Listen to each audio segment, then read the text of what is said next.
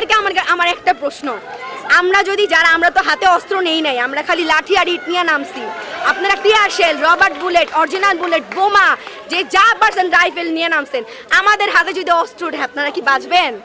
একটা 4 কোটি রাজাকারের হাতে যদি অস্ত্র ওঠে আপনারা কি থাকতে পারবেন? আপনারা মাঠে আসতে পারবেন? এটাই আপনার কাছে প্রশ্ন। আমরা অস্ত্র ধরি না, যে হাতে কলম ধরি সে হাতে অস্ত্র ধরতে আমরা 2বার চিন্তা করি। আপনাদের মতো অমানিক হলে তা আমরা দেশ তো এইভাবেই বেশি